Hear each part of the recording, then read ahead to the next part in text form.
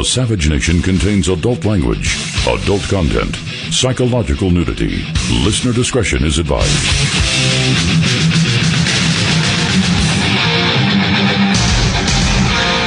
And now, America's most exciting radio talk show, The Savage Nation, home of borders, language, culture. And here he is, winner of the National Radio Hall of Fame Award, Michael Savage. You know what I want to talk about today, the national drug crisis. I was reading an editorial in the Washington Times from a guy named Robert Charles, who, spent a lot of time trying to solve the drug problem. He worked for a number of administrations. And he has a couple of great ideas, because there's so many young people of every race, every religion, who are dying of drug overdoses, right? And how about those who die because of drug driving, workplace accidents, urban violence, domestic abuse, property and personal crime? It's an epidemic. It's a drug epidemic. Now, Donald Trump was the first president to address it that I know of since Nancy Reagan as First Lady. Remember? Just say no. Donald Trump said he would put a stop to the drugs coming in from Mexico. Let's be clear. One of the reasons you want the wall is to stop the flow of drugs. When Donald Trump was running, he appeared in many places. Of course, he appeared in New Hampshire, where there's a terrible, terrible drug epidemic of OxyContin, right? Now, we have an exploding marijuana abuse epidemic. Many of you think that marijuana is a benign drug. It is not. It's a toxic, dangerous gateway drug. It's a result of the failure of the media and the national leadership, who jokes and promotes drugs. That would be Obama. What do you expect when Obama released thousands of drug traffickers? Those are drug dealers. You have a tear in the social fabric. What do you expect to happen when successive attorneys general fail to enforce federal laws against drug trafficking? Again, failed leadership. But there's a new sheriff in town. We have an opiate crisis. He says, the writer of this article, Mr. Robert Charles, that this is traceable in large measure to false messages. States are actually promoting drug abuse, especially of marijuana, with false narratives about marijuana being helpful for you, even if you're not sick. It is drug abuse. No way to look at it any other way. It is drug abuse. You put marijuana into a young teenager's brain, you're affecting the brain development.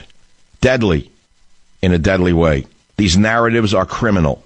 And the raging marijuana crisis reflects ignorance, indifference, and cynicism. Legalizing and promoting drug abuse for tax money is sickening. And we're going to talk about that. Teens do not start with opiates. They begin with other drugs, especially marijuana. The fact of the matter is you don't want to accept it anymore because you've been brainwashed into thinking that marijuana is okay. It isn't. Every movie I turn on has someone smoking a joint. Now, treatment, okay, they say is essential, but it will not end the drug crisis. How do you end the drug crisis? I received an email on this from someone who will remain anonymous, who said, the way I see it, the drug abuse epidemic is merely one symptom of a bigger collective disease, which is a spiritual crisis due to a lack of community connectedness. I think the ultimate source of the problem likely has to do with disconnectedness, neglect, ignorance, rejection from and of God, and meaningful spirituality. Diseases, the writer says, must be addressed from the inside out, especially the drug disease, because even if we could stop drugs at the borders so as to cut the supply, well, that would probably just cause more homegrown suppliers to spring up and meet the demand. And the prices would go up, of course. If the homegrown suppliers were stopped too, then people would turn to alcohol or cough syrup or whatever else the ingenuity of a hurting soul can come up with to numb the mysterious pain and fill the unseen void. It is a matter of supply and demand. The supply will never be eliminated, so the only possible solution is to reduce or eliminate the demand. On that note, I want to play a soundbite from one of the Mexican officials who blames us for the drugs coming over the border in clip 18. Tell me what you think of this. For years, from the Mexican perspective, people say, okay, the problem with drugs that is creating so many violence, so many deaths of young people in Mexico is because there's demand for drugs in the U.S. Right. And because we happen to be neighbors to the largest market for drugs. From the American perspective, it's just the other way around. Right. It's we have all these drugs because Mexico is selling these drugs to us. So it's a blame game. And it's not, but that's a totally incorrect approach if we want a solution for the problem. We need to understand that this is a market where there's supply and demand, and we need to work together. Collaboration's got to be mutual, not only from the U.S. Supporting Mexico, but also from Mexico supporting the U.S. to completely disrupt a business model, a criminal business model that is creating large profit for these cartels, but it's also but is killing people on both sides of the border. Okay, that's Mexican Foreign Minister Luis Videgaray, very intelligent man, and he says there cannot be a blame game in the drug war. And yet there's a subtle blaming of the U.S. for illegal guns in the next clip, which I don't want to go into the gun story. I want to stick to the drug thing, okay? We can talk about guns another time. I don't want to do it. It's the third rail of radio. There's a couple of third rails. Guns are one of them. The minute you say guns is done. There you go. Now, before we go on to the drug abuse story on the Savage Nation with your ideas of how you would solve the drug crisis, it's easy to say build a wall and stop the drugs from coming in. Fine, that's probably a good starter. But you and I both know they're not just coming in over the border. They're coming in by airplane. They're coming in from Canada. God knows how people are smuggling drugs in at every airport in the United States of America. There seems to be an unlimited demand for the relief from the empty souls, relief from the emptiness that the souls in America seem to feel. It's an empty nation. It's been hollowed out. The churches are dying. I know you don't want to believe it. I'll give you an example of what's going on in the churches. A distant or close relative of my family died the other night named Jimmy Black. A beautiful soul, a steam fitter, pipe fitter from New York. He died at 93 after a long illness. A beautiful guy. He just died. So I'm out here in California. I wanted to go to a church and light a candle for him. I'm not Catholic, but I know he was. I wanted to light a candle for him. We call a local church and they say, well, we don't have candles anymore. They're illegal. I said, are you kidding me? No, the code says you can't light a candle in a Catholic church. So I want to show you how the liberals have destroyed religion step by step. The firemen say you can't light a candle. What's next? The candy people will say, what is that? Something just went off. The candy people will say next what? What's next? The candy people will say that the wafers are bad for tooth decay, the Dental Association. Next, we'll hear the vestments are flammable and that you can't have vestments in a church. This is what's going on. So anyway, Jimmy Black is being laid to rest, or was laid to rest, which is a shout-out to this beautiful soul, steam fit in New York Union. But we can't even light a candle to him. You see what I'm saying? I know if I go into a Jewish temple, they light candles. I don't understand it, why the Catholics can't. The Orthodox Jews light candles on a Friday night, right? All right, 855-407-282. The topic is drugs. The topic is drugs. And how do we stop this crisis? Donald Trump was very clear when he was running. He said, we're going to stop the contraband, the drugs, by building a wall. That's a step. But how do you stop the demand? That's what I was talking about today on the show, right? Now, I have an email from a commentator named Mr. Zig Z, and he says, Mr. Charles, with all due respect, you missed the point of legalization. In pre-Reagan days, mafia controlled the drug trade with an iron fist. There was no war for control and competing grades of product. It was in the mafia's best interest to keep its addicts alive, consuming more product. Reagan ended that when he broke up the mafia. That produced many small wars for the drug trade. It gave rise to crack cocaine, sold by 15-year-old kids who knew the worst that would happen to them is they would be safer and eat better in juvenile detention. Today there are so many designer drugs, it is hard to keep track of which is which. He writes, in my hometown, there are 20-somethings who refuse to graduate high school because it is the best place to buy drugs. Sounds like Marin County. The drug kids have a hard time getting alcohol. Alcohol is a legal drug sold in a controlled environment for profit that is subject to taxation while creating genuine jobs. For alcohol to get into a child's hands, it has to come from an adult. And few adults would put their lives at risk for selling alcohol to a minor. Legalizing drugs would have the same effect. Let's just consider heroin, he continues. What if you had to be 21 and gainfully employed to purchase heroin? You needed a state-issued heroin card like a fishing license to purchase it. And it was administered by a professional who recorded time and dosage to limit chance of overdose. All of this could be done in a confined space monitored by the state for health and safety standards. Wouldn't that be better than having the easiest place to buy heroin be public school? That's an interesting thought when you think about it. So I don't know whether we should legalize hard drugs and have the state control them. I don't know if that's part of the answer.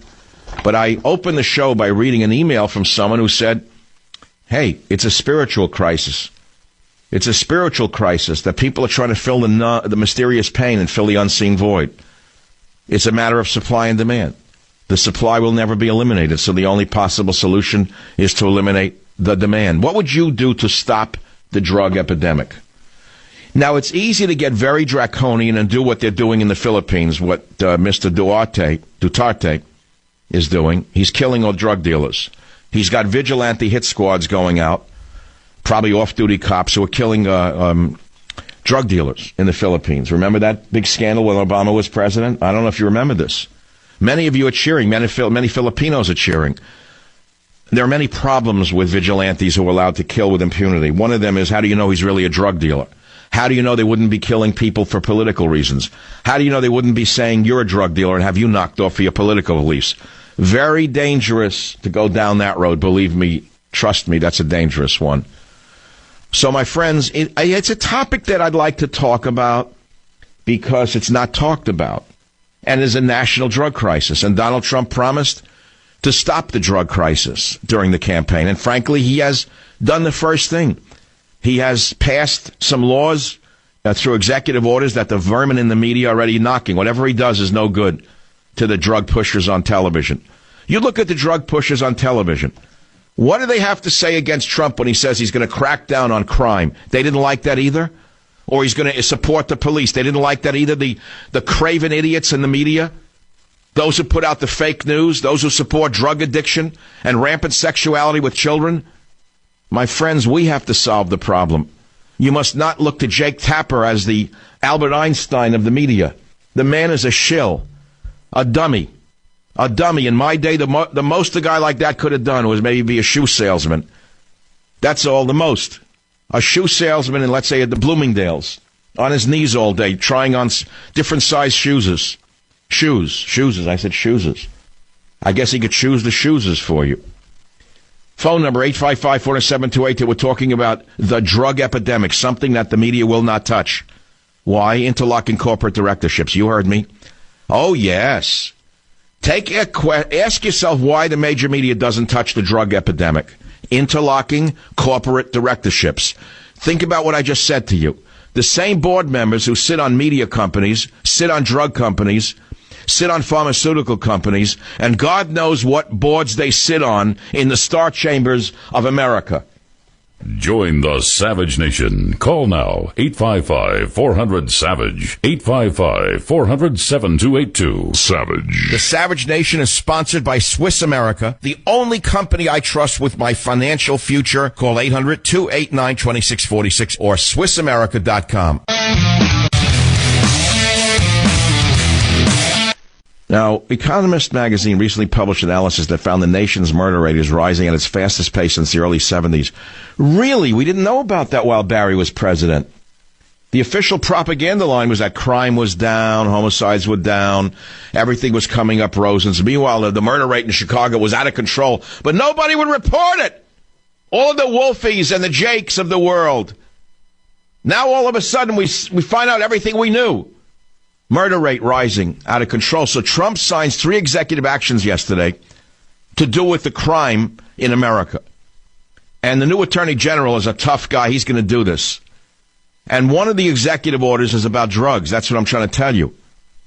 And he said, I'm going to read it. First, Department of Justice, Department of Homeland Security to undertake all necessary and lawful action to break the back of the criminal cartels that have spread across our nation, are destroying the blood of our youth and other people, many other people. Good for Trump. He gets no credit from the drug peddlers in the media, though. Why? Interlocking corporate directorships. They don't want to offend their bosses. You can't admit that there's a drug epidemic if your boss, who sits on the board of your media company, also sits on a pharmaceutical company that might be producing opiates or, God knows, some boards of secret places that they're not even knowing about.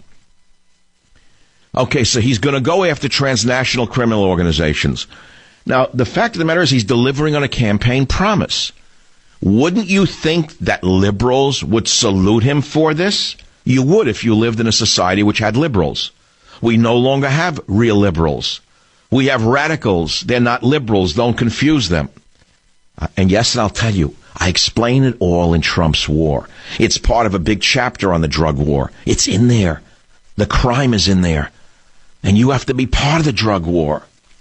But the question for today is, how would you solve the drug crisis? I'm going to try to avoid the Kellyanne issue today if I can, unless she makes a goofball appearance. To me, Kellyanne Conway has become the Nancy Pelosi of the Trump administration.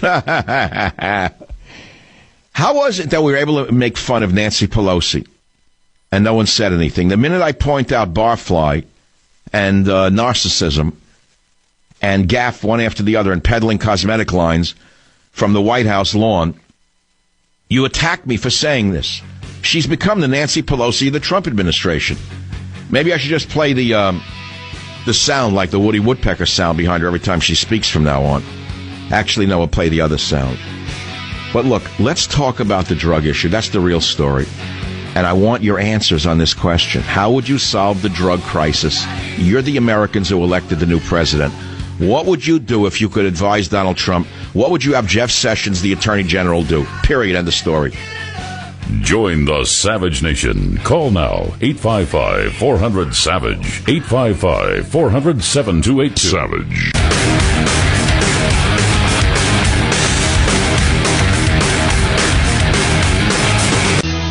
Upside down world. Well, maybe it'll be straightened out by Trump. Who knows? We're hoping. So he passes 3 executive orders to crack down on the cartels, to stop the flow of drugs. We got a new Attorney General as tough as nails. And he knows who the bad guys are, and he knows that it's not Republicans who voted for Trump, okay?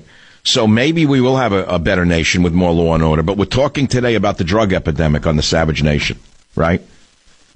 So I told you I read one about an emailer who said that it has to do with a spiritual crisis, symptom of a bigger collective disease, and people have hurting souls, and they're trying to numb the pain, fill the unseen void, and even if you cut off the supply, the supply will never be eliminated, so the only possible solution is to try to eliminate the demand.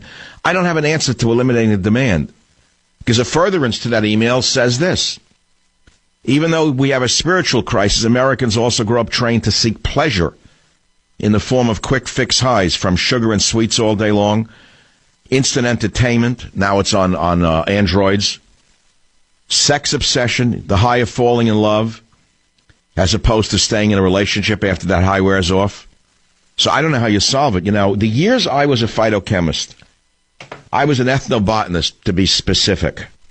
And I remember reading about all the cultures on Earth going back to the beginning of time who sought relief from what they called the vicissitudes of existence. Every culture on this Earth from the beginning of time, even in cave drawings, sought a relief from the boredom of everyday life, in other words. The vicissitudes of existence, whether it was called ayahuasca or it was an early mash produced by the ancient Babylonians. You know that story of how beer was originated. I remember writing that. In 1975, I published the book, The Taster's Guide to Beer. I love that book. Did a lot of interesting research on beer. I don't drink much beer now, but I did then, and I homebrewed. I did it all back in the 70s. It was a beautiful book. The story is that in ancient Mesopotamia, someone was chewing some of the grains, didn't finish the meal, left it over that night in a dish. They didn't have refrigeration. The next day they came to eat it. They ate what was left over in their house. They ate it, and they got a weird feeling like, hey, that feels good. My husband doesn't look as ugly anymore today. And that's because it had fermented slightly, and alcohol had been produced from the ambient yeast, mixing with the dough, whatever it was. And that was the beginning of the brewing of beer. That's one theory on how beer was originally brewed. Now, wine originated in ancient Persia. I don't know if you know that. That's the last I checked. So every culture, every society, no matter where, if they could, they would find relief from everyday vicissitudes, existence, boredom. People are freaked out every day because they can't take it. So they look for a way out. Now, you're looking for a way out by listening to me. I'm addictive. I'm a drug. My voice is a drug. I know it. The talk radio is a very addictive medium. This is an addictive drug, this medium that you're listening to. I highly recommend it. I'm the supplier. and you're the user. But we have many different ways to get out of our lives, don't we? Sometimes we go to the racetrack or we go to a sporting event. We get out of ourselves. That's okay. It's kind of harmless, right? Not hurting anybody. Or we use alcohol. We use marijuana, which is probably the most dangerous lie of our time. I'm so totally opposed to the legalization movement under the guise that it's healthful. It is not healthful. I don't want to argue with you. I'm not saying alcohol is good for you and marijuana is bad, but please, the pot callers are legion. I don't want any of them. If they want to destroy their brains, they can do it. God bless all of you. Go destroy your brain. You're going to destroy your life as well. You're walking around high. You're telling me that you're functioning well. Let's put this on an animal level before we get back to the generics. The specifics, let's do the generics.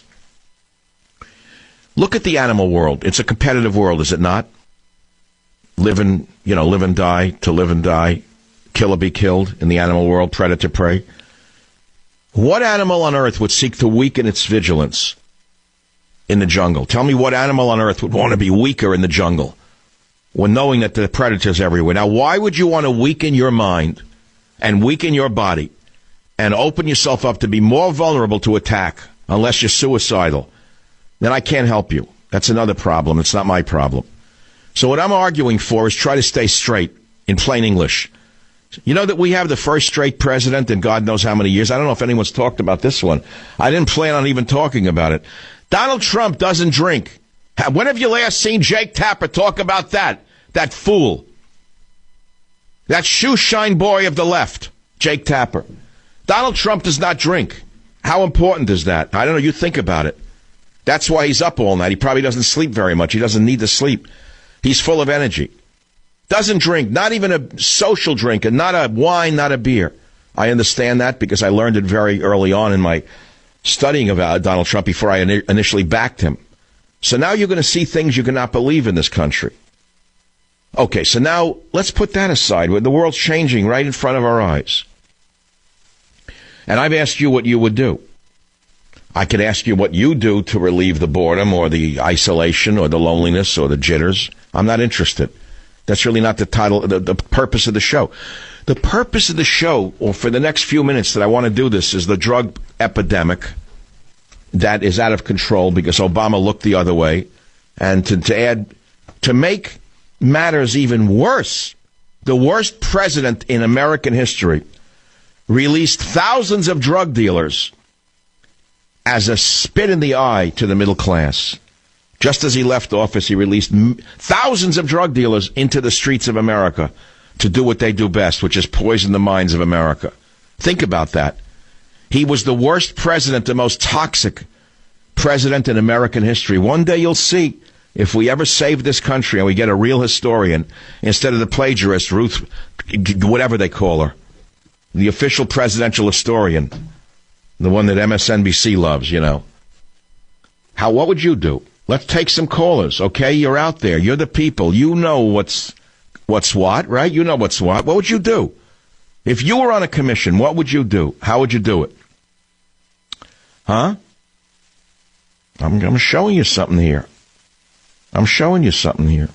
Seizures of drugs in transit within the United States in kilograms in 2009. Land, sea, and air. Land is number one, okay? We know that. But then there's another graph that I can throw at you that you should know about on how to solve the drug problem. Seizures of drugs in transit within the United States in kilograms. Or I just did that one for you. Most of them come in by land. 1.588 million. 1.588 million kilos. Let's say 1.6 million kilos. In 2009, the last time we have data, came in by land. 25,000 kilos by sea, and 12,000 kilos came in by air. That's the drugs that were seized, okay? It's just an indicator.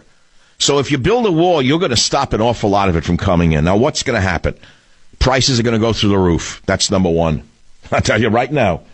Drugs will still get in, but the prices are going to go up. It'll be a free-for-all. The junkies are going to go out of control. There's going to be a crazy time in America when the supply dries up, but it's going to happen. Now, where does all the money go? Remember the movie, I was watching it again last night, one of my favorite movies with Al Pacino. I forget the name of it. He comes over as a Cuban Mariel boat lift guy, Remember the Mariel boat invasion when Castro released not Carlito's Way. No. The other one. It was, what? Scarface. Okay. So you watch the Mariel boat invasion. Castro spited America. We said we want all the Cubans who are trying to get out of your police state. Good. He said, I'll give them all of you. So he emptied the jail of his drug dealers, his perverts, his sickos, and he dumped them on us, right? They came into Miami, and the rest is history. Well, the same thing is going on right now from the Middle East. We're getting the vermin, the garbage, by and large, of the Middle East that nobody wants. They're fleeing their own countries because a lot of them are criminals, but you don't know that. Even Assad said that many of them are terrorists, but you would rather spit in the president's face. We have the equivalent right now of the Mariel boat invasion coming in from the Middle East. Do you know that? What do you think is coming in? The cream of the crop? Stravinsky is coming in from Aleppo? It's not Stravinsky. What you have is Al Capone coming and pretending that they're victims. But you idiots don't see it. All you want to do is spit on Trump. He tried to warn you. He tried to stop the flow. And I love the hearts and flowers every night. The poor Muslim woman reunited with her little daughter with polio. Are they crazy? Are they sick? Do you know why we hate them? We know what fake news is. We all look through them. But it doesn't stop the boys from NYU from doing it. They cannot stop what they do best, which is lie and create fake news. So now we have the equivalent of the Mariel boat invasion coming in from Syria, Libya. God knows what hellhole on earth. They're pouring in. And how many of them are going to poison us as they pour in? As did the Mariel boat invasioners as they came into Miami. But let's go back to that movie, as I said. What was the name of the movie again? I keep forgetting the name. Who remembers it? Scarface. Okay, so the money comes in. They do the drug deals. They got millions and millions of dollars in illicit cash. They don't know what to do with it. They have to wash it through the banks. Remember they go to the banker? Remember that story? The nice white guy who runs the bank, and they're bringing the cash in barrels and bags, and he washes it for them, and he takes 10% or 20, whatever the number may be. So the money is going somewhere. Where's the money going? Where's the money going? Where's all the cash going? How do you control that? How is this new government going to control that? Well, I have some ideas of what they're going to do. And it may not be good for all of us. That's the problem. See, they may do things that you think are good on the face of it that'll harm the average person. What if they outlawed cash? What if Trump wakes up one morning and he sends Kellyanne Conway to say that they're going to outlaw cash? And you have 60 days to get rid of all your cash. What are you going to do then? Let's say you're a perfectly legal guy who's had a lot of cash in his life. You put it in cash because you don't want to put it in banks or whatever. What are you going to do with the money? See, that's the problem. It's after-tax money, but what are you going to do with it? I don't know. It's an interesting. All this stuff is connected. Cash, drugs, spirituality, candles, vicissitudes, phytochemistry, things like that. This is the Savage Nation. As you understand, it's a smorgasbord of ideas connected to the national drug crisis, but I give you the totality of the picture as opposed to the linear. I don't give you the linear. A linear would be a single line, one line, down the line, one thing over and over again till you want to go smoke a joint. If I did linear, you'd have to go and find a heroin dealer in your neighborhood if I got through in 30 minutes of that. Linear radio, 30 minutes, you need a drug. You'd have to reach for a tranquilizer or a Xanax. So I give you the totality. I give you the smorgasbord. I give you the whole thing, the entire enchilada of the situation, and you got to pick it up where you want. And the question to you is, how would you solve the drug crisis? It's that simple. It's not a big deal. It's a big crisis, but it's a great topic for today. Why? Because it is. And I'll be back to talk about it with you right here on the Savage Nation. Join the Savage Nation. Call now, 855-400-SAVAGE, 855-400-7282. Savage. The Savage Nation is sponsored by Swiss America, the only company I trust with my financial future. Call 800-289-2646 or SwissAmerica.com.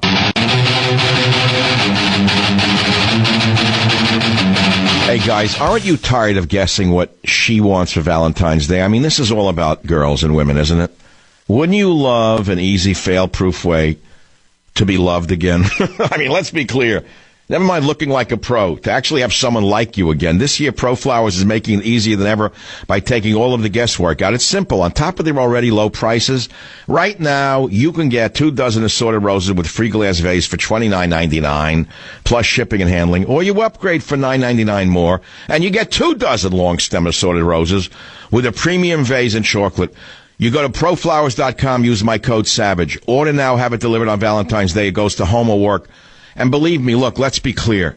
When her coworkers rush over and they say, wow, what a gift, you'll know you did Valentine's Day just right. And ProFlowers bouquets are guaranteed to last 7 days, or you get your money back. No one knows flowers like me. And here's the only way to get 2 dozen assorted roses with free glass vase, starting at $29.99. You go to proflowers.com, click on the blue mic in the top right, and type in SAVAGE. That's proflowers.com. Click on the mic, top right, type in my code SAVAGE. Get lucky. Don't wait. Order today. The deal expires soon. It's that simple. Now let's get back to the news of the day, which is drugs. Drugs, drugs, drugs, drugs. How is it that most people can get along without them? Let's start with the other side of the drug addiction story. Yes, there's an addiction problem, but most Americans are not addicted to drugs. Most Americans get through a day without having to stick a needle in their arm or snort something up their nose or smoke some poison. How do they do that? Someone emailed me just now and said the Dutch legalized heroin and destroyed Holland. Hello? Is that what you want in America? Sure. If you work for one of the corporations that have the news business, and they also have the rehab business, and they're also in the pharmaceutical business, sure, poison a nation. What do you care? You make it every 6 ways to Sunday. You own the entertainers that push the drugs. You own the drug companies that make the drugs. You own the rehab companies that treat the drug addicts. Why not legalize drugs? Sure, that's the argument, right? What would you say is the answer? What is the answer? That's what we're talking about. I'm not going to do this for 3 hours. I'm going to do it for a little bit more. But I want to know what you think. And I like to, get your answers. I told you there's a spiritual aspect. Well, what's the answer to that? What, are you going to pray? You got a heroin addict's got the shakes because he wants a shot. He's going to go pray all of a sudden. That's going to be the cure? I don't know. Does that work? I doubt it. When someone's in withdrawal, you can't tell them, here's a Bible. Does that work? I don't think it works. So what does that mean? See, it's easy to say there's a spiritual element. We all know that it's caused by an emptiness in the soul. We get that. But an emptiness of the soul didn't just begin yesterday. It began when mankind turned his back from the Garden of Eden. I mean, that's when the emptiness began. What are you going to do about that? So a lot of people find it in religion. Former drug addicts or non-drug addicts, they find a fulfillment in religion, in a relationship with God. What does fulfillment mean? Look at the word. Look at the power of a word. I'm a master of words. Look up the etymology of fulfillment, to be filled. But to be filled with what? Not filled with junk, not filled with poison, not filled with dope, not filled with toxins, not filled with filth. Fulfillment. In this case, fulfilled with the word of God. It works for millions of people. It has worked for millions of people from the beginning of recorded history. Christians, Jews, are relieved of that emptiness through their religion, aren't they? Easier said than done. But nevertheless, it's out there for you. It's out there. It doesn't have to be created. You don't have to search for the answer. The answer is sitting and waiting for you. That's my Sermon on the Mount. I'm Michael Savage. Join the Savage Nation. Call now, 855-400-SAVAGE, 855-400-7282. Savage.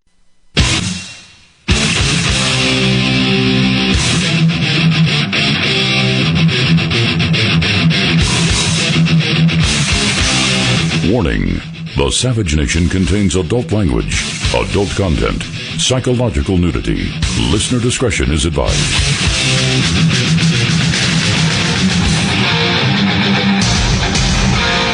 And now, America's most exciting radio talk show, The Savage Nation, home of borders, language, culture. And here he is, winner of the National Radio Hall of Fame Award, Michael Savage. I wasn't born yesterday, let me tell you that. I've been around the block, seen a lot, done a lot. Here I am. We have a national drug crisis, and we're talking about it. I don't have the answers, I have the questions. Now, the president has the answers, but he gets no credit for his answers. He passed 3 executive orders. One of them or 2 of them had to do with cracking down on the drug epidemic, but he got no credit from the Lilliputians in the media, did he? I think I'll stop calling them vermin. It's worn off. I'll call them what they really are, Lilliputians. Jonathan Swift said it best. Lilliputians like Wolf Blitzer and Jake Tapper. Little people, little minds. Midgets. Midget brains. Lilliputians of the brain.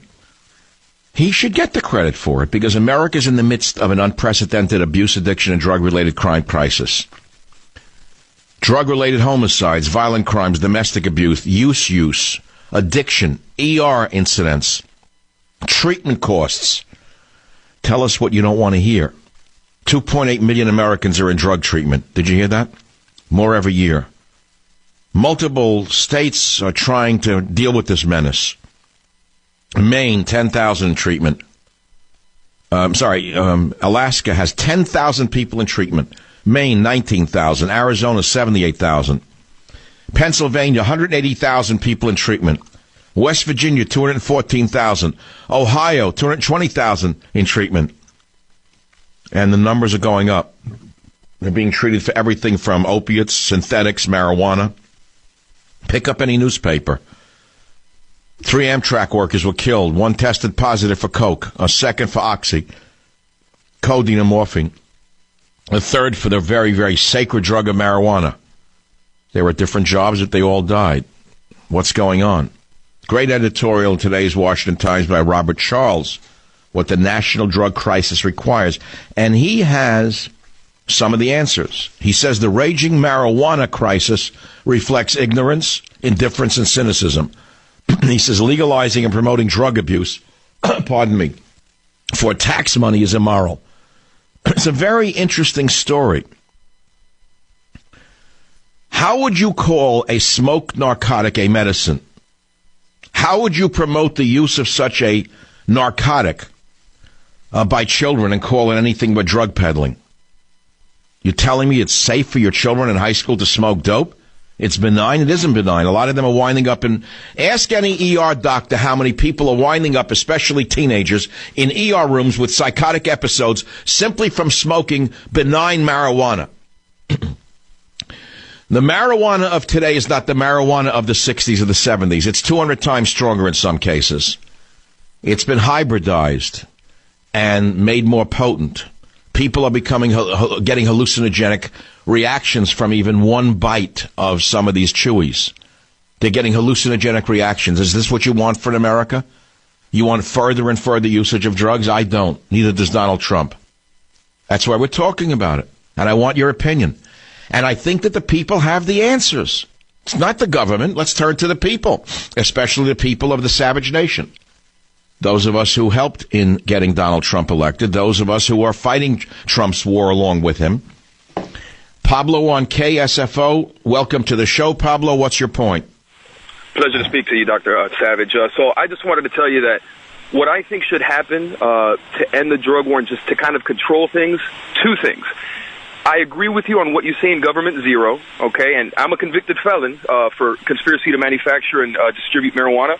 I think there should be a 10-year moratorium on immigration, period, for every country, and I think that during that time, Trump and the following administration need to build defenses on the border, the wall, monitor underground tunnel construction, and increase security at the border, and also monitor flights that are coming in and freight that is coming in from overseas while that moratorium is happening.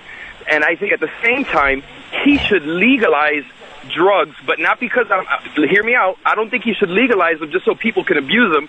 I think if you legalize it and remove the criminal penalty while diminishing the demand by, just exterminating everything coming in here, that's going to work. I don't think people should be punished, but I definitely believe in Trump's opinion, and I've been with you all the way, Dr. Savage.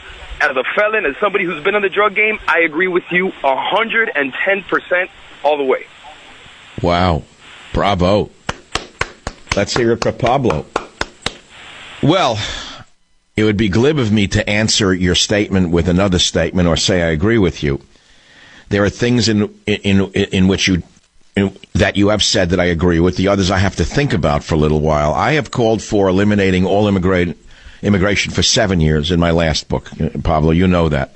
except for national emergencies, meaning if there is a professional that we can't find amongst the American population, which is highly unusual, we would let that immigrant in. You know, a real specialist in something that we really need, like a Werner von Braun in rocket science. We don't need it, though. We have the best people on earth. We don't have to go find them anywhere else.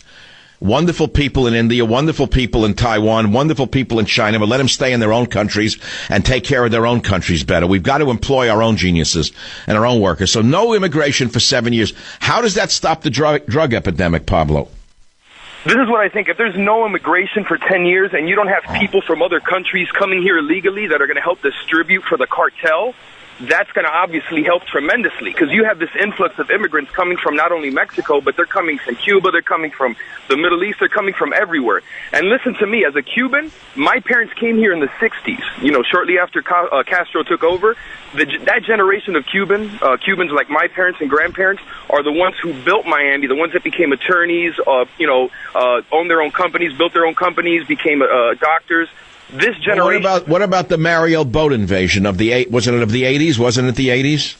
Correct. That was of the 80s. And those Cubans, and moving forward, after that, everything moving forward, those Cubans have destroyed Miami and have turned Miami into a place that I don't want to live in. Because listen, I'm Hispanic, but what this has turned into, I agree with you 100% on so many things, like white male inventions and white culture and American culture and how valuable borders, language, and culture is. These Cubans that have been coming here have turned this into an island. Nobody speaks English here, Dr. Savage. I live in the #1 Spanish-speaking country in the United States. It's called Hialeah, okay? And I can't stand being here. I can't stand being here. And the Mexicans coming here now are just like the Cubans who were coming in the 80s.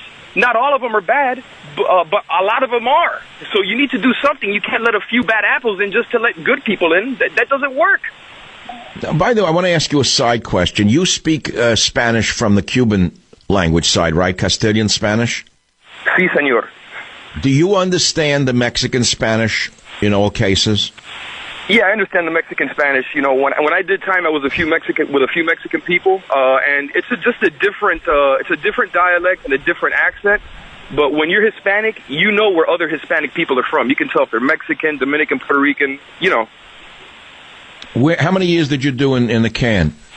I did a couple of years. It was a short sentence. It was just for conspiracy, and I wasn't the ringleader or anything like that. But you know, it was, okay. I don't want to go into like what you're doing now, but you're very, very strong in your opinions.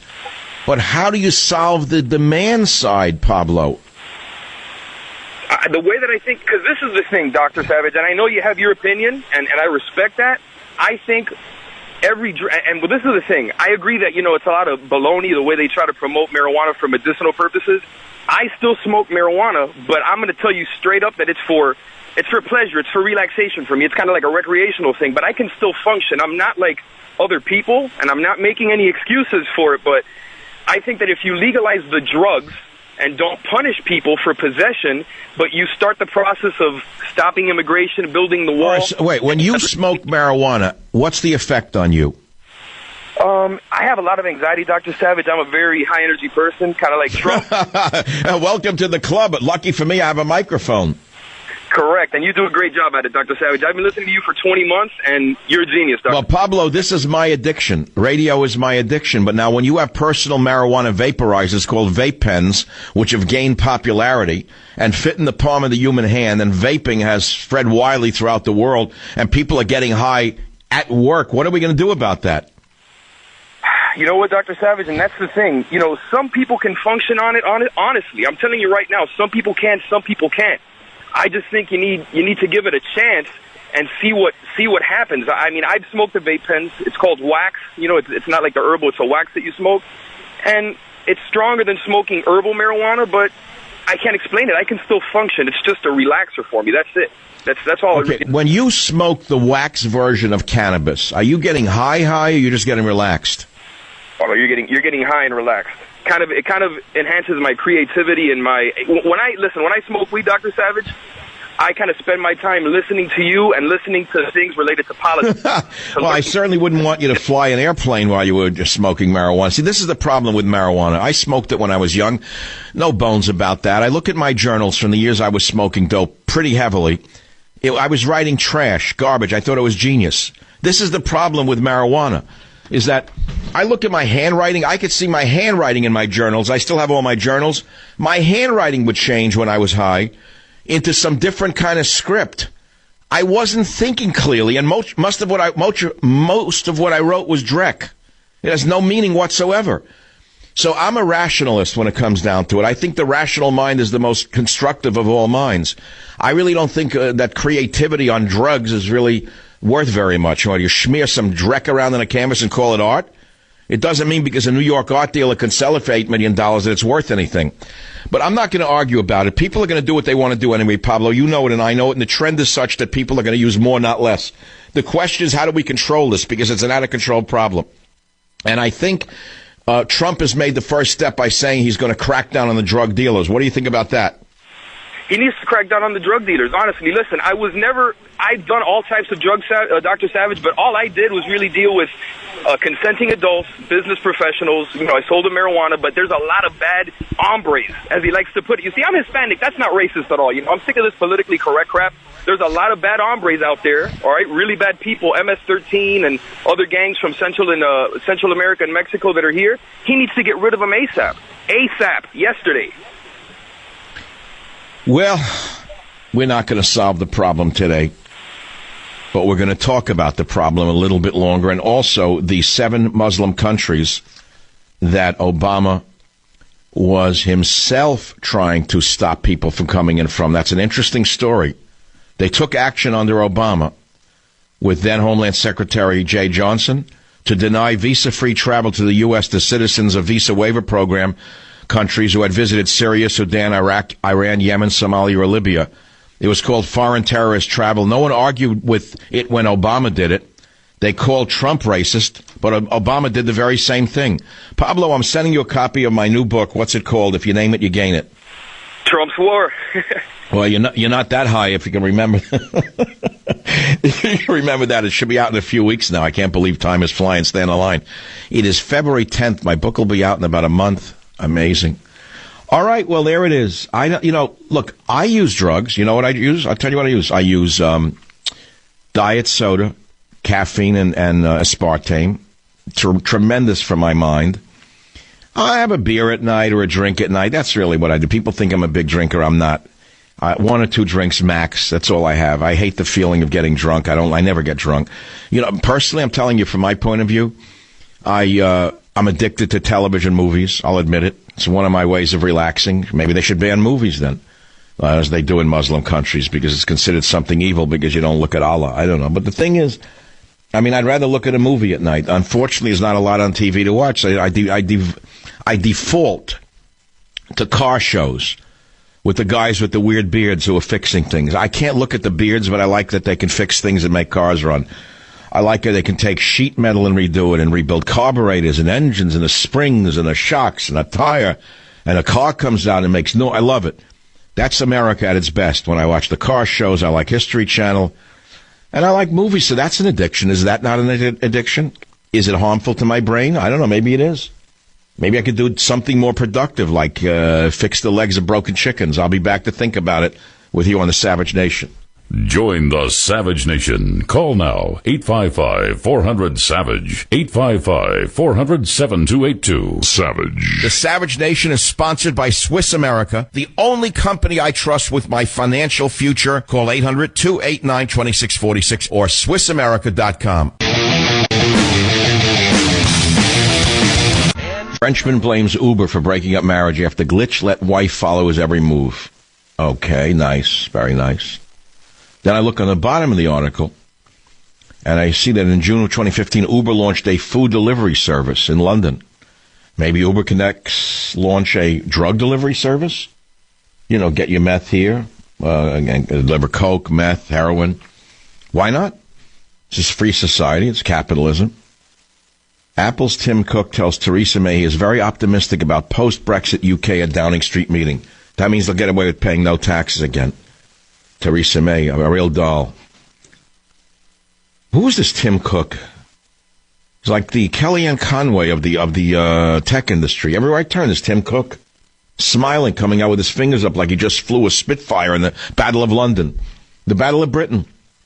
What, he conned her now? Apple's Tim Cook tells Theresa May he's very optimistic about post-Brexit UK at Downing Street meeting. Oh, he is? He's very optimistic about Apple's going to pay its fair share? See, here's where I believe Bernie Sanders has a message that's worth listening to. You talk about fair share, don't aim it at me, Bernie. Don't aim it at the hardworking Americans like me or taxed to death. Aim it at Tim Cook. Aim it at Zuckerberg. Aim it at Microsoft. Aim it at all of these huge companies that don't receive their money in America. They receive it in Europe. They pay no U.S. taxes to speak of. And you're telling me fair share, why doesn't anyone take them on? Why? I'll give you an answer why. Who was seen in the Trump Tower 2 months ago? The whole tech industry was there. They hated Trump. They opposed Trump. They tried to stop Trump. They were for Hillary. Then they were in Trump Tower. They came out smiling. Have you seen anyone say they're going to tax them? No. Hello? You haven't heard anything about taxing those who are sending their money overseas, have you? A whole thing is a scam from top to bottom, Bernie. How would you solve the drug crisis is the question of the day. Join the Savage Nation. Call now, 855-400-SAVAGE. 855-400-7282. Savage.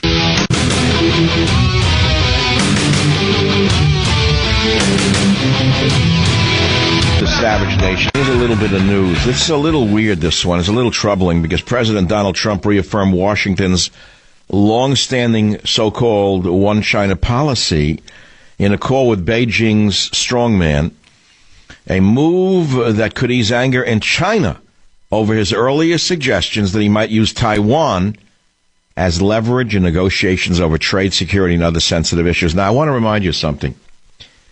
I am not a consultant to Donald Trump. I'm not an advisor to Donald Trump.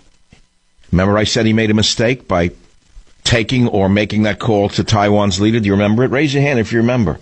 You remember how I was attacked by the Trump bots? How dare you criticize the new president? He's hardly started yet. I said it was a gaffe. You made a big mistake by embarrassing China in public. Now he's turned 180. And here we go. And he's into the one China policy. The long-awaited call between Chinese President Xi Jinping and Trump came Thursday evening. And Trump agreed to honor the one China policy, the White House said. Now, I want to ask you something. What did we get out of that call? Tell me what we got out of it. I don't know what we got out of it. What did we get out of the deal? I mean, he talked tough during the campaign. I understand that. We heard everything about China. They're smart. They out-traded us. Now, Rex Tillerson is the new Secretary of State, right? Okay. And who's Rex Tillerson? Oil. So, now you know the answer. That's the rest of the story. Trump is also said to discuss the one China policy with Secretary of State Rex Tillerson in recent days. According to personal knowledge and discussions, Trump and Tillerson had dinner Thursday shortly before the president's call to Xi. They were joined at the White House dinner by Republican mega donor Sheldon Adelson. Oh, my goodness. Well, there's nothing new under the sun. Money talks and BS walks. We've heard that since we're children. Money talks and BS walks. It's that simple. You pay as you go in this world, whether it's at the highest level or the lowest level. Whether you're in the gutter or in the White House, you pay as you go. It's as simple as that. But remember, I'm an outsider looking in. And as a result of my outspokenness, I've made a lot of friends and an awful lot of non-friends. Some cases made some enemies. Quite a few, unfortunately. I wish I didn't. But that's the nature of speaking your mind. And I knew he made a mistake by taking that call from Taiwan. Big mistake. It was a public embarrassment of China. And I said, you don't kick China in the guts and expect them to just take it lying down. They wouldn't take it down. Thank God someone corrected him. That's all. Now, the question is this good or bad for Taiwan? And what's the long game here? Are they going to now gobble up Taiwan and say it's a renegade province, which they've been saying for since forever, since the Chinese Communist Revolution? I hope not. Are we going to stand with Taiwan if China tries to invade Taiwan?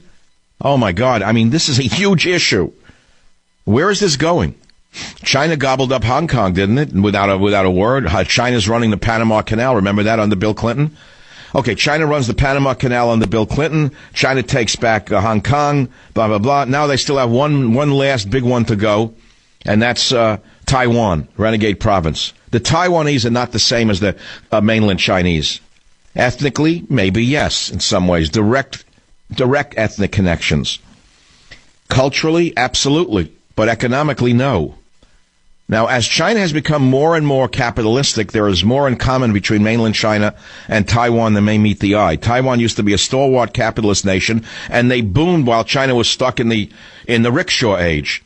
But then China became a monster once they released themselves from the communist ideology. And there are many business relationships right now between Taiwan and mainland China. So let's hope, as Americans looking in, that this does not lead to war. And that, my friends, is my appeal to you. Now let's go to the issue of the day, which is the drug story. We have not yet touched on another aspect of the drug story, fatal overdoses from fentanyl being sold as cocaine. Another huge story. Opioid crisis in America that Trump talked about. Federal health officials recently published a report detailing an 8-hour period in New Haven, Connecticut, last June that saw a wave of 12 overdose cases brought to one hospital. 3 of them fatal when a potent opioid called fentanyl was sold as cocaine. Many of you don't know that fentanyl is one of the most powerful drugs out there. Unfortunately, many fentanyl overdoses are occurring when the drug is either labeled as more common opioids like heroin or oxycodone. It's actually more powerful than heroin. Did you know that? And far more powerful than oxycodone. Fentanyl is given for the treatment of severe pain, especially in cancer cases. But fentanyl is now being released on the streets illicitly and by prescription. And there's more addiction than ever. Unfortunately, people can use it once and become addicted. Did you know that? So believe me, the president has the power to stop this. He can drag drug company executives in and put them in jail for releasing these drugs on the streets. What, because they wear a clean suit and tie, they're good people? They may be worse than a local drug dealer, what they're doing to this country. How about the people who manufacture oxycodone and distribute it? And I mean legally. Do you know how many times they've been arrested and got out of jail? They never went to jail. They paid huge fines. There's one family that produces oxycodone legally. Did you know that? Did you know their names? You know who they are? You know where they live? You know what they do? Look into it. You'll find the answers. Nick, WABC, line 2. Go ahead, please. Yeah, how you doing, Mike? Guys, I've been clean and sober 3 years from opiates, and I tell you, it was a killer. And what saved me is a doctor and the pharmaceutical company. I didn't have to go to rehab. I wasn't away from my family. It was an inpatient medicine that I took from home. Of course, let me tell you, withdrawals is worse than being waterboarded. It's the worst feeling. What's the medicine they use for withdrawal? What do they give you? Suboxone. And what do you get high on it or what? No, it kills the withdrawal and it lasts for 3 days, and it blocks the pain medicine, the dopamine receptors, and everything. And what? And after 3 days, you cured of the addiction? No, after it gets rid of the withdrawals, which is the hardest part. Okay. So you don't get the shakes, you don't get the pain, you don't get the whole thing, the shuddering, the nightmare. It's worse. Okay, so what's your answer then, Nick? What's your answer to the drug epidemic? They should get on the pharmaceutical companies more. They can have kind of like a cure for this that helps each drug. All right, so it's what I've been saying. The pharmaceutical companies need to be in Trump's sights. They're releasing dangerous drugs onto the streets.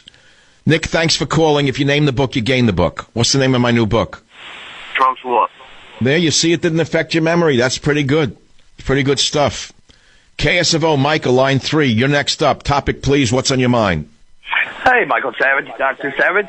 I am a Colombian Italian-American that have been in the music industry for about the past 35 years. I've done everything from work on hot rods to build shows. I've worked for Andre Bocelli and all the way to Metallica. So I've been in the industry. There's like a certain level that people get to. They go through their addictions like you did, experimenting. And then in a working day, everybody's got either they're on their pain meds because they've had accidents before. So that whole drug industry just keeps you going and going and going, and the doctors keep you on the pain meds. it took, 3 years for me to get off opioids from a How? horrible... How'd you get off? What were you on, fentanyl? No, actually it was morphine and then hydrocodone. So they weaned me down to that, and then they turned me into a functioning junkie because that was the only way I could even get out of bed. Wait, what do you mean by functioning junkie? By putting you on what? Oh, on just everything that they had prescribed, from the muscle relaxers to be able to sleep, and then have to get up and work because going through rehab, you still got to work and everything. Right. And having to go do shows, you're doing just enough pain meds to keep you alert. And I'm a rigger. I'm a lighting tech, video tech. I mean, I climb. And there was that certain level that you had to medicate yourself to get through the day. But at the same time, there's that fine line that a lot of people never function. So where are you today? I mean, where are you today to function? What are you? You're still using stuff to get through the day? No, I went over to herbs, which we're working a lot with industrial hemp and the high CBD content, which helps with a lot of the pain because it hits a lot of the neurons in your brain the same way, so it kind of blocks it. And it's not the THC side of hemp, which actually gives you the hallucinations, and you know it's like smoking pot. But so it's the other alkaloids. Are they alkaloids that you're talking about, or other compounds? It's the other compounds, the other THCG. There's CBDN. There's quite a few, and there's a really good Israeli company that actually I started taking some of their medicine, and it's totally natural, and it doesn't get you high, but it just kind of blocks those nerve endings, like a sciatic pinch or something. Yeah, that's nice. What's the name of that? What's the name of the drug? It is by a company out of Israel called Ananda Scientific. Leave it to the Jews. That's terrific. It's amazing. We're also leave it to the Jews. You get your cake and eat it too that way. It is. We're also. But you're not. What you're saying is you're not getting high. It's blocking the receptors, right? Completely. And it's my girlfriend. She's a cancer survivor, and she's got metal rods in her back, and they have on 23 different medicines a day. And finally she got off and has done a cleanse and going back to the natural herbs and juicing and literally turned herself around from the mummy that they turned her into a functioning person again. Amazing. Well, look, it's a new world, Michael, and I think this topic is a very important one, which is the whole issue of the national drug crisis. We're talking about it from many different levels today, but I'm not coming at it from a moralistic point of view. I think you probably heard that by now, correct? Well, being half Colombian, I worked in the industry during the whole Miami Vice era. I saw all of that, and I saw what it does to people. I've worked a lot in Mexico for actually building projects for the cartels, auditoriums, places that they put their money. And seeing that side of it and how horrible everybody... Now, there's a line there that the poor people in that country don't have anything to do with drugs. Nothing to do with it. It is like you're vermin if you're doing drugs in Mexico. Because... What, you mean the average person looks down upon drug usage, and the average Catholic Mexican will not touch the stuff, right? It's a whole other world. And the same thing in Colombia. And it's really only the rich and the stupid that go and do these things to themselves and create more problems than life already gives you every day. I mean, that's amazing. Well, let me ask you something else. I mean, you're a guy who knows a lot more than you're saying, obviously. Michael, if you go to Mexico and you look at some of the indigenous drugs that they're using in the form of alcohol, put aside, for example, the other stuff, but let's say the very powerful alcoholic beverages, the mezcal and whatever. What about those? Aren't they using them to a great extent? They're still, and a lot of the American Indians are still using their peyote. And I was born... Yeah, but I'm talking about stuff, let's say even the common stuff like tequila. Oh, yeah, like mezcal you're talking about. That really... Yes, not mescaline, but mezcal or tequila. I mean, people are still using that. They've been using it since ancient times. It goes back to what I was saying earlier, Michael. As a former anthropologist, every society on earth has found a way to relieve the suffering, the pain, the boredom with something from their environment. In the case you're living in a desert, they found somehow that a cactus could produce something that whacked them out, right? So in other words, people are going to look for an escape no matter which way you go, somewhere in the world. Egyptians had something like the warape, which is a fermented drink that would put our normal IPAs to shame. with the amount Hold out. on, Michael. Stay on the line. I love this conversation. This is the Savage Nation. We are talking about the national drug crisis. Right now, the caller is Michael from KSFO, who claims he is of Colombian Italian origin. He has been in the drug and the music industries. And I think it's an interesting call from many different perspectives, especially the use of a substance that is being made in Israel that does not get you high. It's derived from hemp, but it blocks the receptors. I'll be right back. Join the Savage Nation. Call now, 855-400-SAVAGE, 855-400-7282. Savage. The Savage Nation is sponsored by Swiss America, the only company I trust with my financial future. Call 800-289-2646 or SwissAmerica.com. After all this talk about drugs, I mean, you probably got the munchies, and there's no one like your Valentine. This year, treat them to the most delicious gift in the world. It's a gift from Shari's Berries, and it really will show her that you put thought into finding the perfect gift. Freshly dipped, delicious strawberries from Shari's Berries starting at just $19.99 plus shipping, or double the berries for just $10 more. My code SAVAGE will get you this deal. The berries are delicious, decadent, juicy, sweet, shareable, and irresistible. You can dip those berries in white milk and dark chocolatey goodness, or you can surprise her at her office or workplace. Who doesn't like this? Her coworkers are going to freak out. They're going to be a little jealous. Maybe she'll share them with them, so get double the amount. Shari's Berries will deliver your gift fresh and on time, guaranteed, or you get your money back. With Valentine's Day right around the corner, there's only one way to get Shari's Berries starting at just $19.99. Come on, guys, don't be cheap. Just go to berries.com, berries.com. Click on the mic in the right and type in Savage, right? You go to berries.com, click on the mic in the right and type in Savage. Order them today. Don't be a cheapo. She's going to love it. You know it and I know it. Now let's get back to the topic at hand. I don't have an answer. All we've done is talk about it. Remember, I'm only a commentator. I have no way to tell you how to handle all the elements of this drug problem. I don't have an answer. Everyone has to find the answer themselves in a straight way. Now, of course the government could do certain things, and they are. Trump is going to be a law and order president. He already said he's going to build a wall to stop the flow of people and contraband. He said that. He passed 3 executive orders the other day, got no credit for it. We got a new tough attorney general. It's not going to be an attorney general turns on the people who simply disagree with the government. He's going to turn on the bad guys, which is the way you'd expect a top cop to act, right? The police are now more empowered than they were a few weeks ago. They're not going to be afraid of the thugs, okay, no matter what they call themselves. They're not going to be afraid of them just because they hide themselves behind a race, man. The cops have to be out there, or else we're going to have total anarchy, and I don't want to see this country descend into Lebanon. I hope you don't either.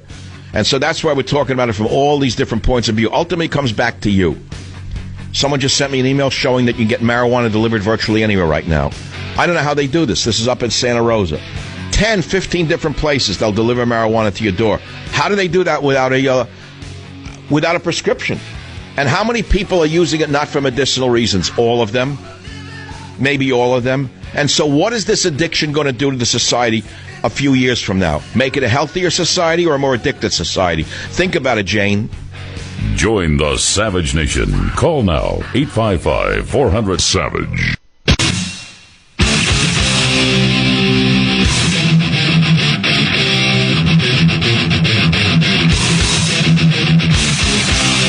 Warning. The Savage Nation contains adult language, adult content, psychological nudity. Listener discretion is advised.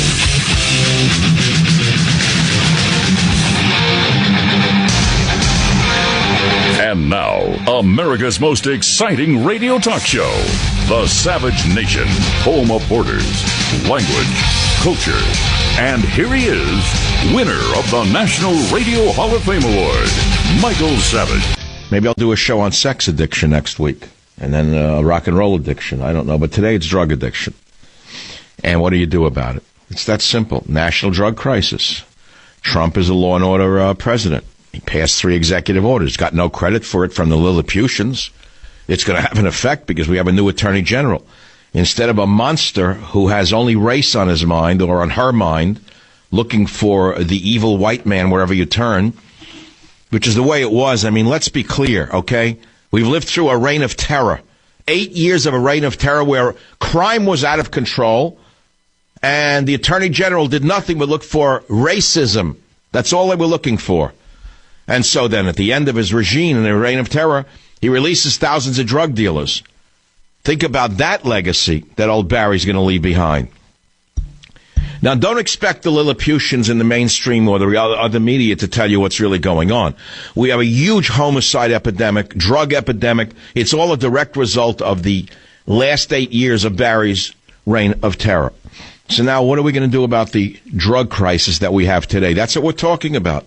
And all we can do is talk about it. I have no policy influence whatsoever. I'm not a counselor. I don't have teeth whiteners and long blonde hair and things like that. I don't look like a barfly, so I have no ability to counsel the president in any way. Someone sent this to me about fentanyl, one of the most dangerous drugs around. Many of you never heard of fentanyl. Someone said this. Do people know that fentanyl is being sold on the streets in sealed pharmaceutical packaging? They say, I know someone who I saw had a whole bunch of empty packages.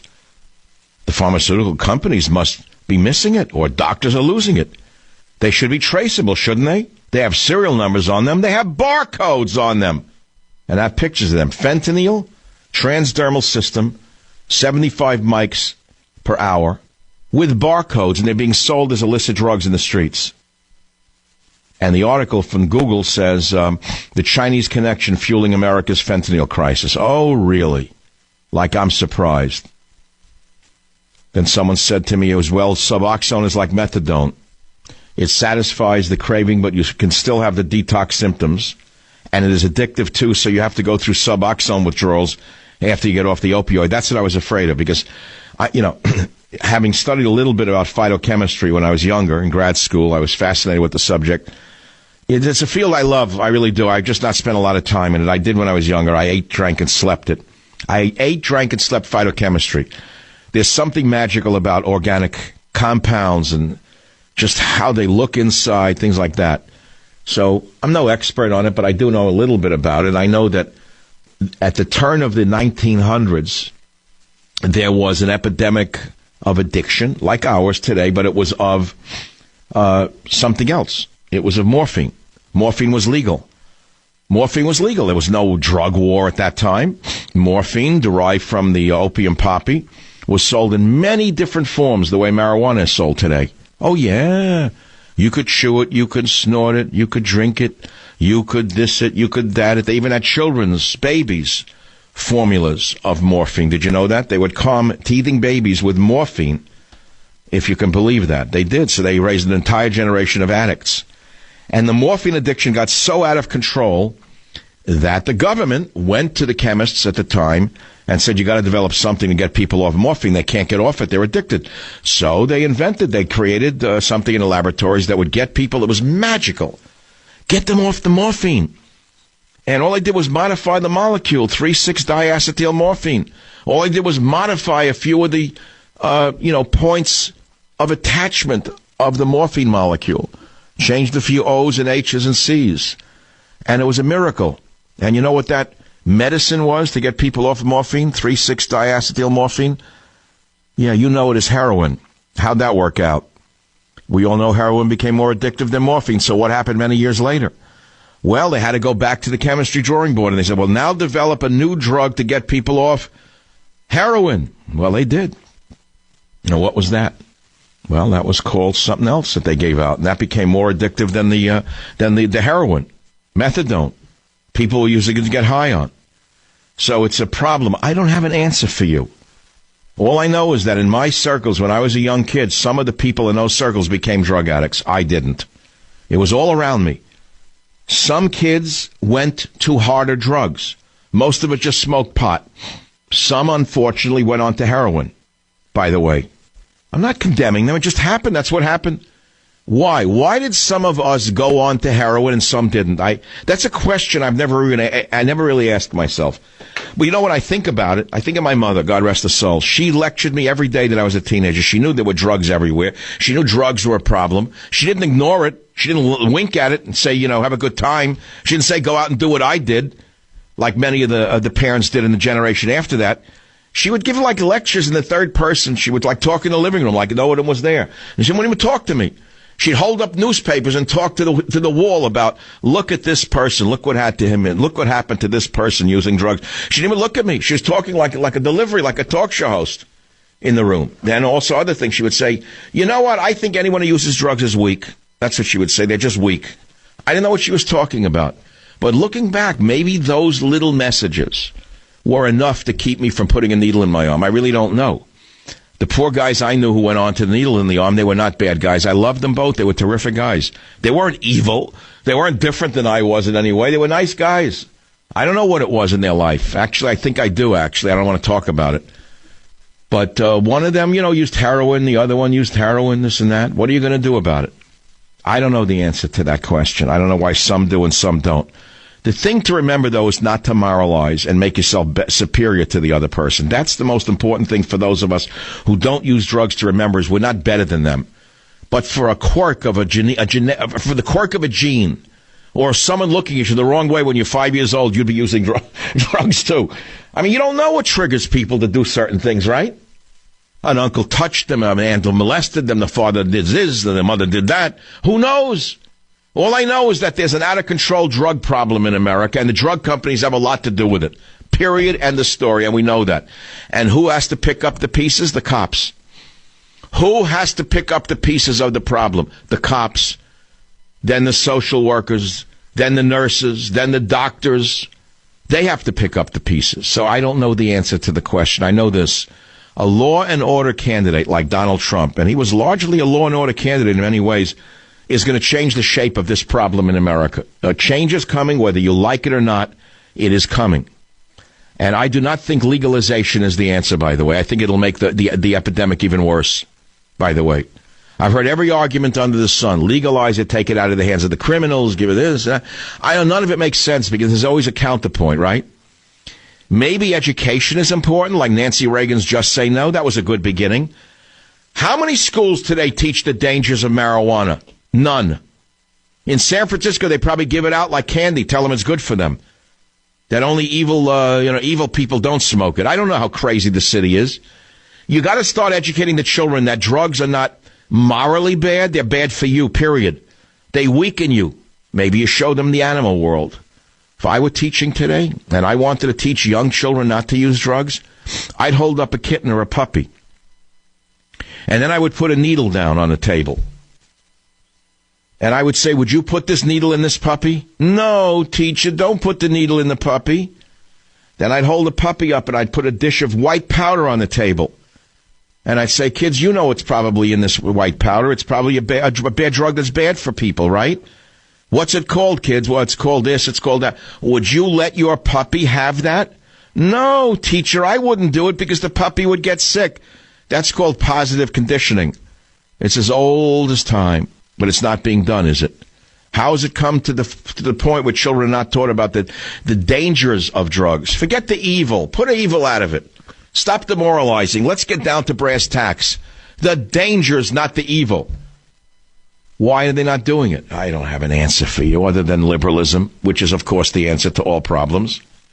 More liberalism equals more drugs. More liberalism equals more rampant drug use. You know that and I know that. So which way are we going to go? We're going to go back to the 1910 era? Are we going to go back to the stop and frisk, the no-knock law, kicking indoors? Probably. My guess is yes. We're going to go backwards, not forwards. And that's why I'm a regressive, not a progressive. I want regressive. I'm a happy regressive. I want to go backwards, not forwards when it comes to stopping the drug epidemic. I don't think that Rachel Madcow is the answer to the drug problem, do you? No, I don't think so. No, I think the other method worked pretty good. You were afraid of the cops, you stopped. It's another, by the way, that was another great impediment to drug usage. Fear of the law. The French used to have a joke, they took it from the statement that the fear of God is the beginning of wisdom. The French had a different version of that, which is fear of the law is the beginning of wisdom. That used to be when France was still strong. The law and the fear of law is a very good impediment to stopping you from doing bad things to yourself and others, by the way. Okay? So we're talking here. We're just talking here. That's all we're doing. It's just a talk show. Don't confuse me with a government official. I'm not a counselor to the president. I'm not advisor to the president. In fact, because of my criticism of the president, there goes the Japanese state dinner. I will not be enjoying sushi tonight with President Abe because I do not have a $5,000 Gucci dress and I do not have teeth whiteners. I am not there tonight. But that's the way it is, and this is the way it should be. This is the Savage Nation. What would you like to say?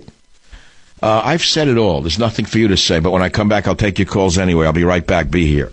Join the Savage Nation. Call now, 855-400-SAVAGE, 855-400-7282. Savage. The Savage Nation is sponsored by Swiss America, the only company I trust with my financial future. Call 800-289-2646 or SwissAmerica.com.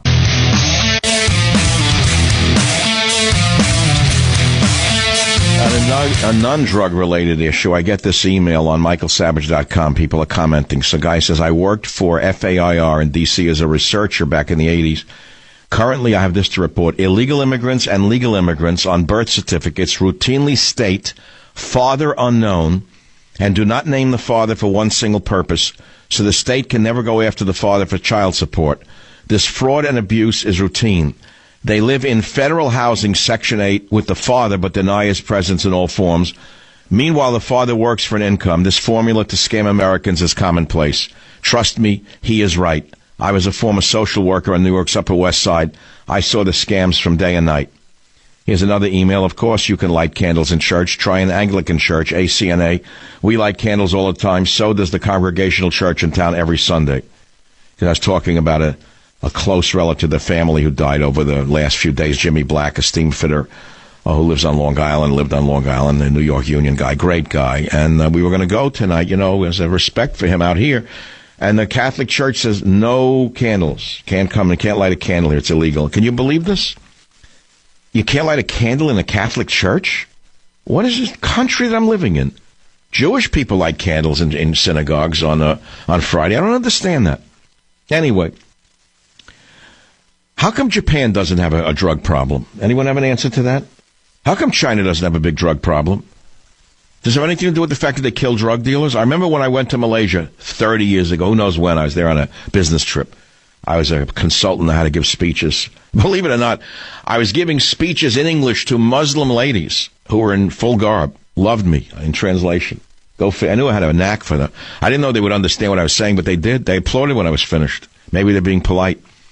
But as I arrived in the airport, drove out of Kuala Lumpur, the taxi, there's huge billboards that say, using drugs in Malaysia is punishable by death. That's all. I said, wow, that's a pretty clear message. That tends to put a little damper on hippies coming in and smoking dope in that country. They do a bypass from Malaysia. You know what I'm saying? So maybe a little strict, you know what I'm saying? I don't know what the answer is here. Maybe that's going to happen anyway. 3.5 years to build a wall with Mexico. That's the latest report. 3.5 years now? It's almost over the first half a year already. 3.5 years? That's what we're going to have to wait? 3.5 years? There must be a faster way to do this. There's got to be a faster way to do it than a wall. Someone has an idea. Build 2 massive water pumping systems, one in the Gulf of Mexico and the other in the Pacific Ocean. Connect them together with one long pipe. Rent as many bulldozers and cement mixers as you can to pile up layers of dirt. To each layer, add water plus Bacillus pasteurii, a bacteria that turns wet soil into solid rock. We need only pay for the pipeline and pumping station and labor. The soil, water, and bacteria are free. End result, a wall better engineered than the Great Wall of China in a fraction of the time it took to build at a fraction of the cost. Build 2 walls and flood the intervening space for greater security, then rent the canal out to shippers to help defray costs. That came to me on michaelsavage.com. Can you send it on to the Barfly? Maybe she'll be able to offer it to the president. I don't know. Something's wrong with that picture. I'm not going to talk about her anymore unless it becomes a big deal. That's all. All I know is that she's become the Nancy Pelosi of the Trump administration. How is it that I was able to make jokes about Nancy Pelosi's delivery, but if I say anything about Kellyanne Conway, I'm attacked by people who voted for Trump? What's wrong with them? Do you think everyone who works for Trump is God and God-like? Come on. You know what I'm saying? This is the Savage Nation. If you'd like to call the show, forget about it. Every line is sold out. I'm sorry. But I have only 54 seconds to take a call, and I can't do it. I don't know. Why do I feel so good today? A, it's Friday. B, I had the first cup of coffee I've had in 3 days. I went off coffee for 3 days because I wanted to stabilize a slight arrhythmia I was getting, and it was related to caffeine, believe it or not. Would you believe it? Caffeine and anxiety, the anxiety of walking a tightrope. I did a tightrope for 20 years. I never got anxiety. Never. I'm fearless on the radio. You know that. You can hear it in my voice. You got to be a sugar to do what I do. But it helps if you're a little nuts to do this, and I am. And that's why I do it well. I also have the combination of being a little nuts and a little daring, and also I'm blessed with a very gifted mind. But I had to get control of that slight arrhythmia, so I stopped the coffee and it went away. So today I had the first cup of coffee. My mind is so sharp, I could do 7 hours of radio right now from 1 cup of coffee. Would you believe this? Talk about an addiction. Join the Savage Nation. Call now, 855-400-SAVAGE. 855-400-7282. Savage.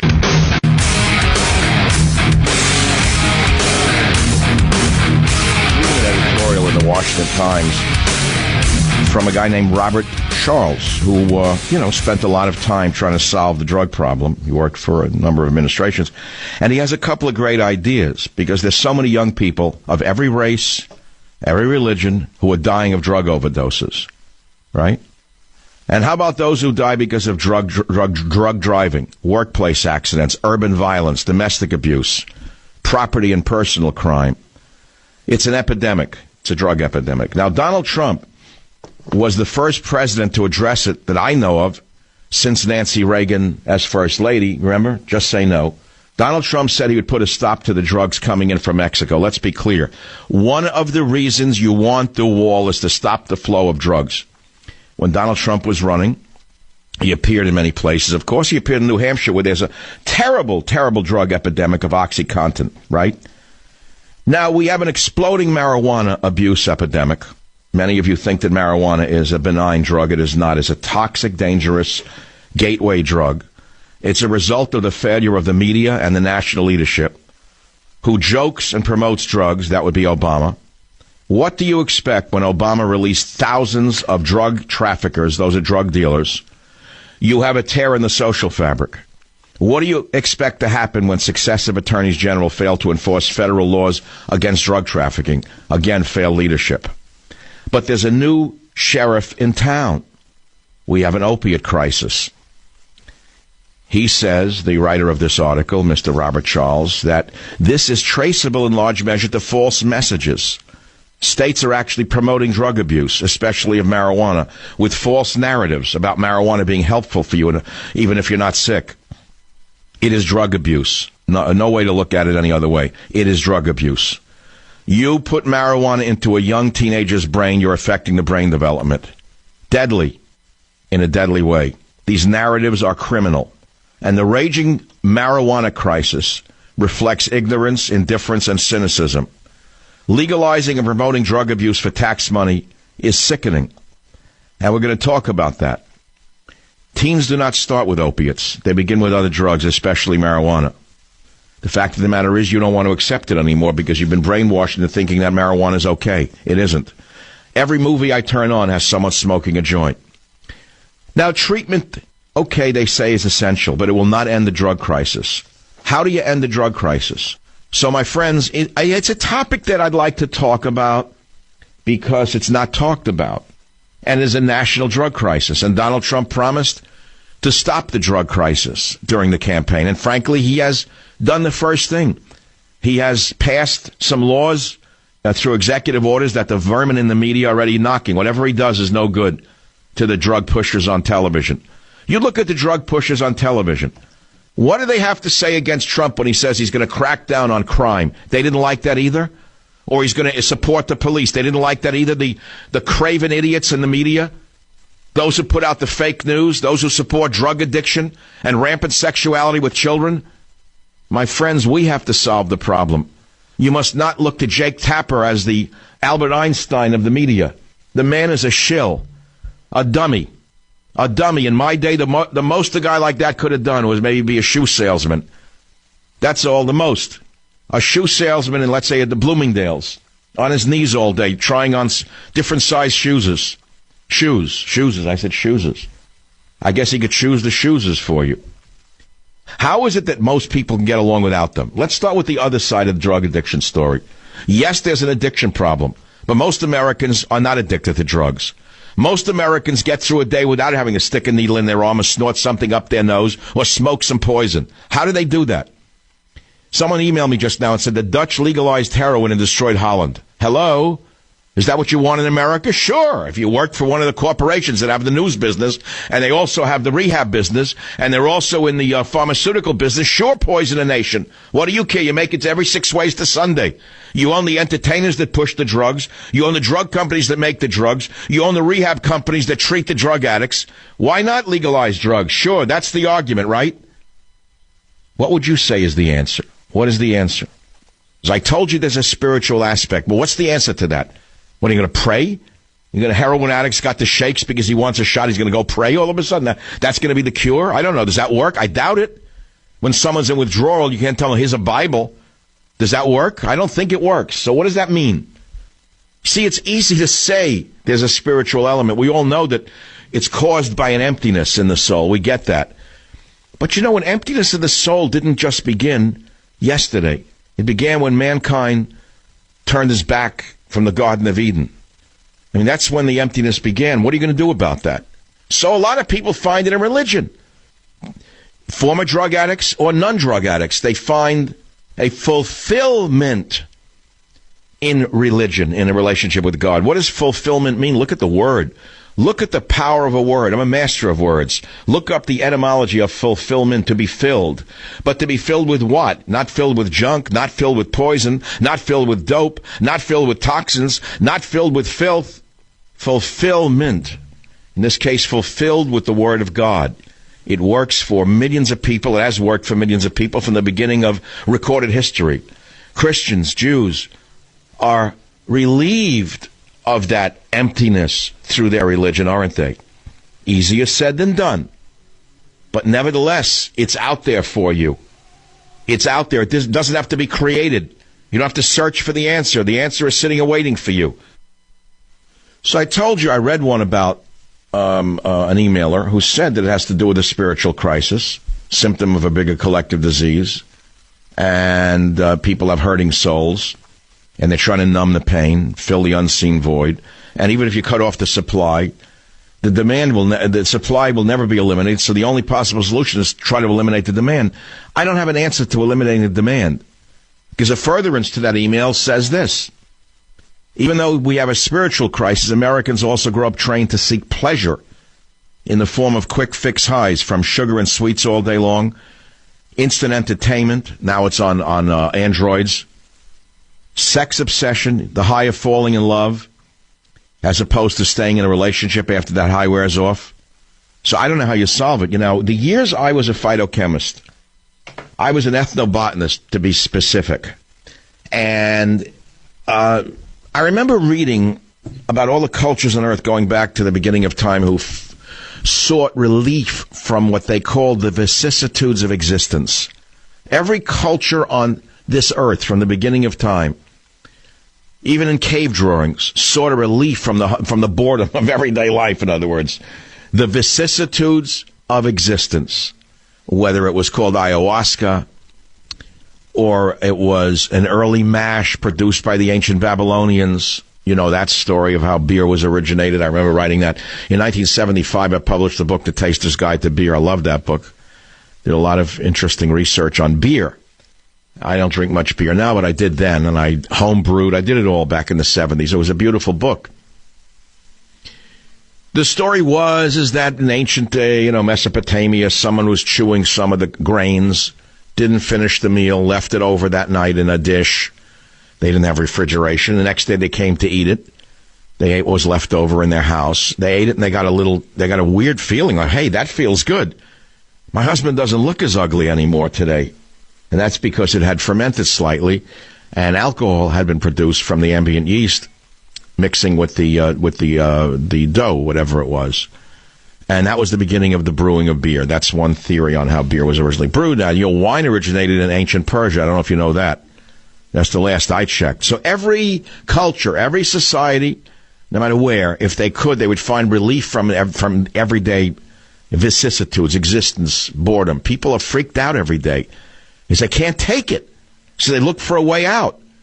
Now, you're looking for a way out by listening to me. I'm addictive. I'm a drug. My voice is a drug. I know it. The talk radio is a very addictive medium. This is an addictive drug, this medium that you're listening to. I highly recommend it.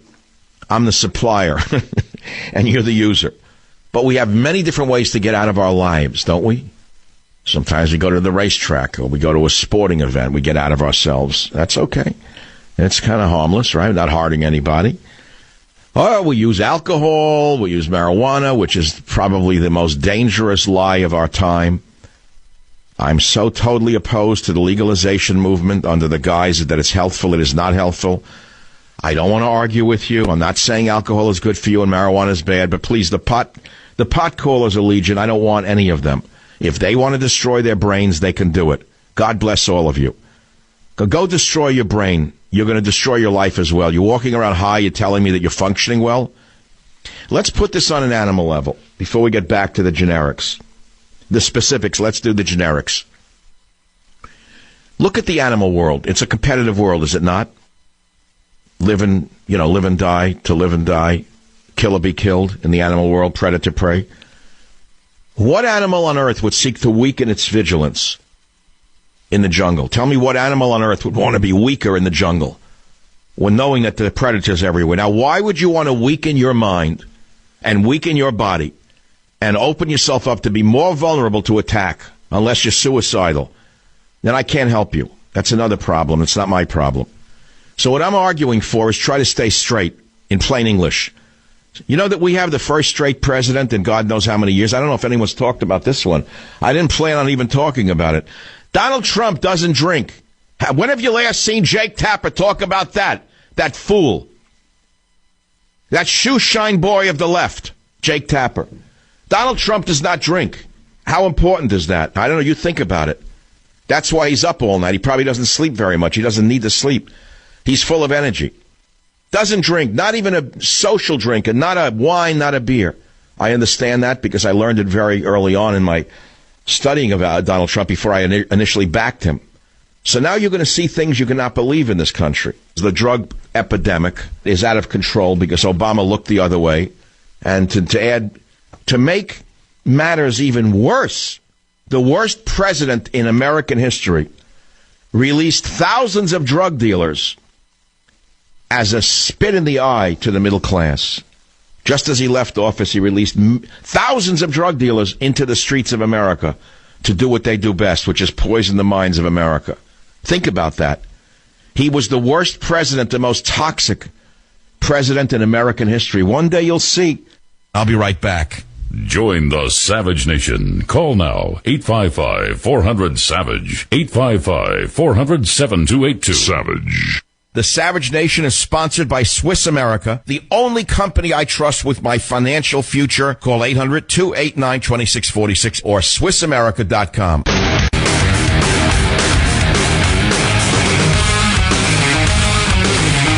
You know, Kayipi, where they're out where the wild plains are, where a friend is a friend. Still haven't found it, but I'm still looking out here on the West Coast for that Gene Autry view of the West Coast. Cocaine-related deaths spiked nearly 60% since 2010.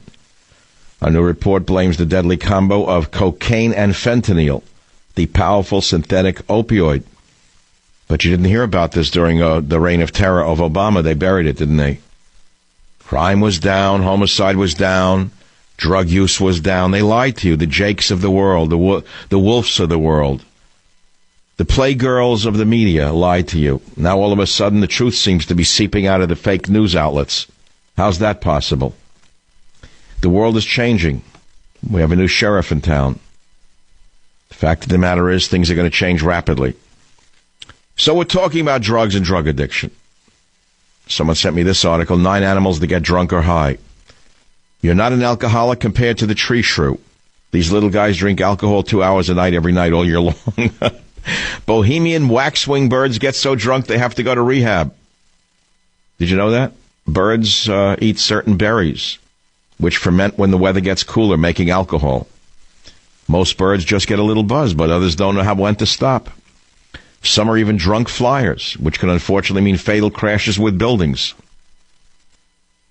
This fall, several birds became so intoxicated they had to be admitted to the animal health care unit in Yukon, Canada to sober up.